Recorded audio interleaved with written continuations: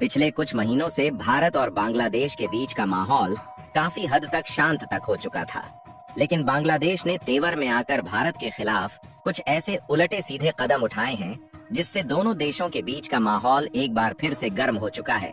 और इस बार भारत ने बांग्लादेश को उनकी नानी याद दिलाने की तैयारी पहले ही कर लिया है।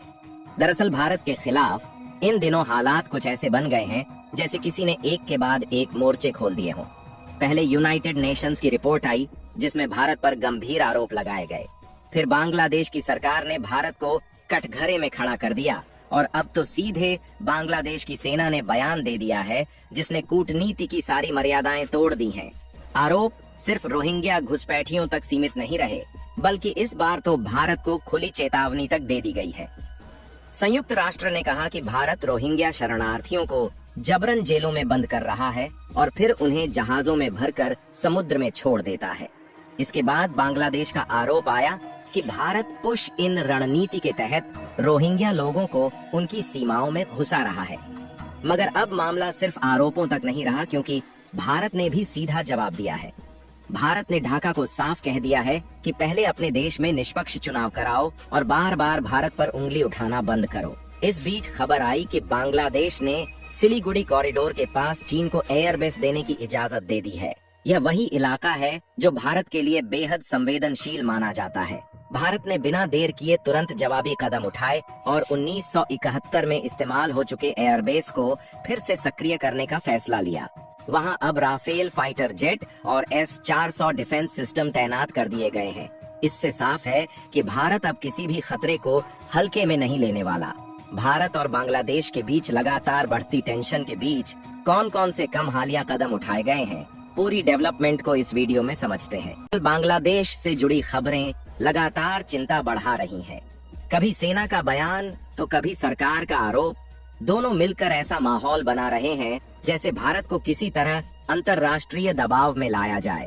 लेकिन भारत ने अब ठान लिया है कि वह अपनी सीमाओं और अपनी सुरक्षा के मामले में कोई समझौता नहीं करेगा। आने वाले दिनों में यह विवाद किस दिशा में जाएगा यह तो वक्त बताएगा, लेकिन अभी जो तस्वीर दिख रही है वह बेहद गंभीर है। दरअसल भारत के अंदर एक ऐसा खतरा धीरे धीरे पनप रहा था जिसे लंबे समय तक नजरअंदाज किया गया। यह खतरा था अवैध रूप से देश में रह रहे बांग्लादेशी नागरिकों और रोहिंग्या शरणार्थियों का। कई रिपोर्ट्स में दावा किया गया कि इनकी संख्या करीब 2 करोड़ तक पहुंच चुकी है। हालांकि सही आंकड़ा आज भी स्पष्ट नहीं है। भारत ने जब इन लोगों की पहचान शुरू की और उन्हें वापस भेजने की प्रक्रिया चलाई तो मामला सिर्फ एक प्रशासनिक कदम नहीं रहा, बल्कि अब यह सीमा पार तनाव का कारण बन गया है। इनमें बड़ी संख्या उन रोहिंग्या की है जो म्यांमार से भागकर भारत पहुंचे थे। लेकिन अब भारत ने तय कर लिया है कि अवैध रूप से रह रहे किसी भी व्यक्ति को देश में जगह नहीं मिलेगी। इसी कदम को बांग्लादेशी सेना ने पुश इन नीति बताते हुए खुला विरोध दर्ज कराया। सेना के ऑपरेशंस डायरेक्टर ब्रिगेडियर जनरल नजीमुद्दौला ने कहा कि यह प्रक्रिया अस्वीकार्य है और चेतावनी दी कि अगर हालात बिगड़े तो सेना पीछे नहीं हटेगी। भारत ने भी अपने रुख को साफ किया कि यह लोग न केवल अवैध थे बल्कि कई मामलों में अपराधों से भी जुड़े पाए गए हैं। भारत ने बांग्लादेश को बताया कि इन लोगों को पूरी कानूनी प्रक्रिया के बाद ही बॉर्डर गार्ड्स के हवाले किया गया है। लेकिन ढाका सरकार इसे जबरदस्ती ठेलने की साजिश बता रही है। इतना ही नहीं, अब बांग्लादेश इस मामले को यूनाइटेड नेशंस में ले जाने की तैयारी में है। यूनाइटेड नेशंस पहले ही भारत के खिलाफ जांच शुरू कर चुका है और अब बांग्लादेश भी उसी मंच पर भारत के खिलाफ आवाज उठाने की बात कर रहा है। ये स्थिति भारत के लिए सिर्फ कूटनीतिक नहीं बल्कि रणनीतिक चुनौती बनती जा रही है, क्योंकि इसी समय बांग्लादेश के अंदर हालात बहुत अस्थिर हैं। वहाँ मोहम्मद यूनुस की अंतरिम सरकार काम कर रही है, लेकिन सेना और सरकार के बीच टकराव लगातार बढ़ रहा है। सेना चाहती है कि जल्द चुनाव कराए जाएं, जबकि यूनुस सरकार अमेरिकी दबाव में फैसले ले रही है। इस बीच अमेरिका ने म्यांमार से आए रोहिंग्या शरणार्थियों के लिए मानवीय सहायता कॉरिडोर खोलने की बात कही है, जिससे बांग्लादेशी सेना नाराज है। सेना प्रमुख ने यहाँ तक कहा कि उन्हें कई अहम फैसलों की जानकारी तक नहीं दी जाती। यानी देश के अंदर गहराते राजनीतिक संकट के बीच सरकार भारत पर आरोप लगाकर लोगों का ध्यान भटकाने की कोशिश कर रही है। बांग्लादेश सरकार ने यह तक कह दिया कि भारत उसके अंदरूनी मामलों में दखल दे रहा है और देश को अस्थिर करने की कोशिश कर रहा है। इस पर भारत के विदेश मंत्रालय ने तीखी प्रतिक्रिया दी। प्रवक्ता रणधीर जायसवाल ने कहा कि दूसरों पर दोष डालना सिर्फ जिम्मेदारी से बचने का तरीका है। भारत ने साफ किया कि वह अपनी सीमाओं की सुरक्षा को लेकर किसी तरह का समझौता नहीं करेगा और हर हाल में अपनी रक्षा करेगा।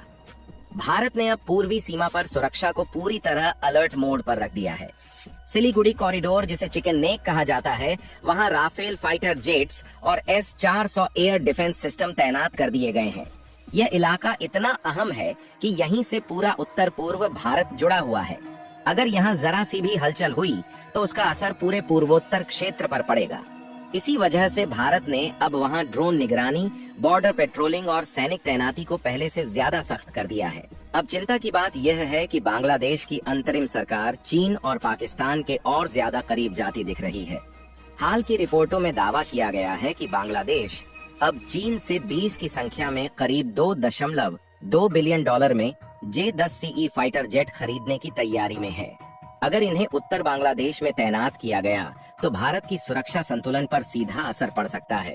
इतना ही नहीं, पाकिस्तान की खुफिया एजेंसी ISI का एक प्रतिनिधिमंडल हाल ही में ढाका पहुंचा, जहां आतंकवाद और सुरक्षा के मुद्दों पर बातचीत की गई।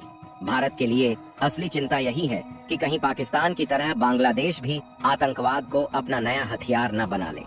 भारत की सुरक्षा एजेंसियां इस पूरे घटनाक्रम पर लगातार नजर रखे हुए हैं। भारत ने अपने सुरक्षा ढांचे में अब बड़ा बदलाव किया है। S-400 डिफेंस सिस्टम और राफेल फाइटर जेट्स की तैनाती इस बात का संकेत है कि भारत अब केवल खतरे से बचने की नहीं, बल्कि खतरे को जवाब देने की रणनीति पर काम कर रहा है। पूर्वोत्तर के संवेदनशील इलाकों में सड़कें और सुरंगें तेजी से तैयार की जा रही हैं, ताकि जरूरत पड़ने पर सेना तुरंत कार्रवाई कर सके। यह वही नीति है जिसे भारत ने हाल के वर्षों में चीन की सीमा पर भी अपनाया है। दूसरी ओर बांग्लादेश के अंदरूनी हालात लगातार बिगड़ते जा रहे हैं। सेना और सरकार के बीच तनातनी अब खुलकर सामने आ चुकी है।